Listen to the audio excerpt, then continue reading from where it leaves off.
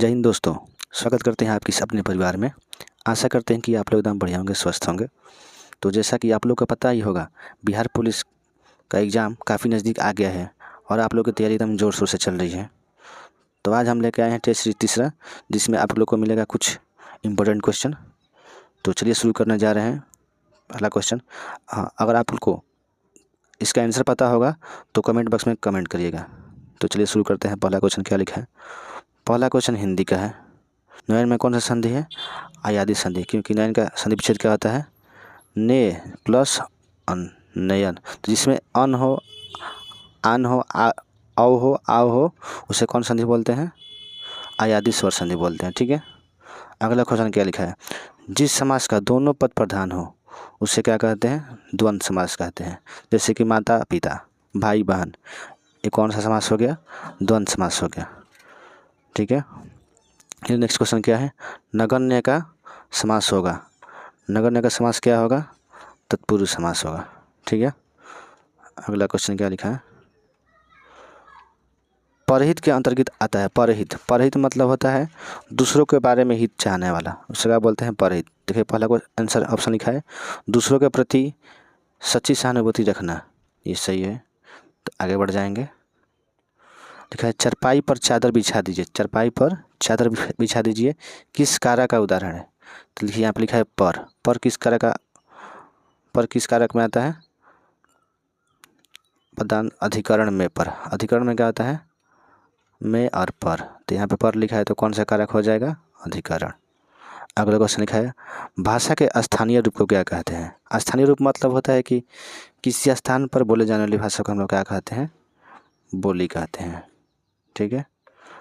Next question लिखा है निश्चयवाचक सर्वनाम का उदाहरण है। निश्चयवाचक, इसमें कौन सा निश्चय है? पहला ऑप्शन लिखा है वे सभी मेरे मित्र हैं। ये सही है। वे सभी मतलब इसको निश्चय है कि ये मेरे मित्र ही हैं। अब बी लिखा है कोई दरवाज़ा खटा है। इसमें लिखा है कोई पता नहीं है कि बाहर कौन है। यहाँ पर लिखा है चाय में कुछ पड़ा है। कुछ, यहाँ पे किसी की आवाज़ सुनाई दे रही है। तो ऑप्शन क्या हो जाएगा? ये सही हो जाएगा। अगला क्वेश्चन है रुचि घर जा रही है। वाक्य में वाच्य है। रुचि घर जा रही है, कौन सा वाच्य है? तो कर्तृवाच्य है। अजय यहाँ पे द्वारा लग जाता, द्वारा जहाँ पे लग गया तो हो जाएगा कर्मवाच्य। ठीक है। नेक्स्ट क्वेश्चन लिखा है पगड़ी रखना मुहावरा का अर्थ क्या है? पगड़ी रखना मुहावरा का अर्थ क्या है? इज्जत बचाना। अरे इज्जत बचाना, ऑप्शन नंबर सी हो जाएगा सही। ठीक है, इज्जत बचाना। अगला क्वेश्चन लिखा है इनमें से कौन सा वाक्य शुद्ध है? इसमें कौन सा वाक्य शुद्ध है? पहला क्वेश्चन लिखा है हरिओम ने हाथ जोड़े। हरिओम ने हाथ जोड़े, ये तो गलत है। लिखा है इसका आंसर होगा सही, हरिओम ने हाथ जोड़ा। ठीक है। बी क्या होगा? जून और जुलाई आ गया। ये सही है, जून और जुलाई आ गया। तो अब लोग देखिए जून और जुलाई कभी साथ में आता है? आप लोग ये बताइए, जून और जुलाई कभी साथ में आता है? नहीं ना आता है। तो जून और जुलाई ये गलत लिखा है। ठीक है। तो यहाँ पे पहला अशुद्ध बोला है ना, तो गलत है पहले ही। आंसर क्या हो जाएगा? बी। अगला क्वेश्चन क्या लिखा है क्रिया के कार्य का करने वाला पद क्या कहता है? क्रिया का कार्य कहता है तो क्रिया पदबंध। संज्ञा का कार्य करेगा तो संज्ञा पदबंध। सर्वनाम का कार्य करेगा तो सर्वनाम पदबंध। तो आंसर क्या हो जाएगा? सी। अगला क्वेश्चन है रेखा द्वारा मेहंदी लगाई जाती है। तो मैंने अभी आप लोगों को बताया जिसमें भी द्वारा लग जाए तो कौन सा वाच्य होगा? कर्मवाच्य होगा। ठीक है।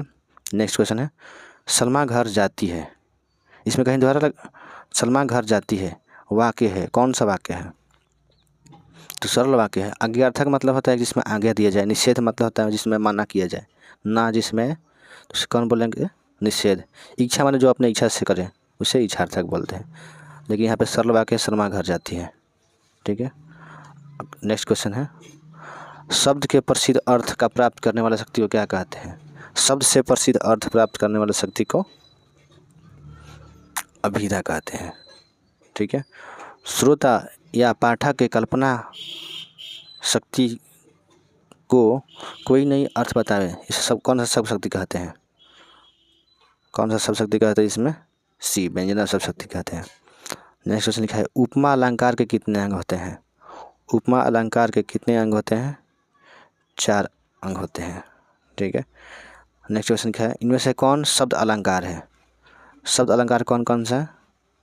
आंसर बी, उपमात अलंकार नहीं है, मानवीय करण भी नहीं है, अनवक्तीय नहीं है। आंसर क्या हो जाएगा? बी, अनुप्रास अलंकार है। ठीक है, नेक्स्ट क्वेश्चन क्या लिखा है? वन सारथी चंद्रिका चादर ओढ़े में कौन सा अलंकार है?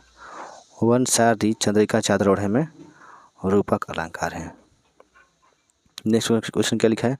सूक्ष्म सेतु पर खड़ी थी, बीत गया दिन आह में अलंकार है।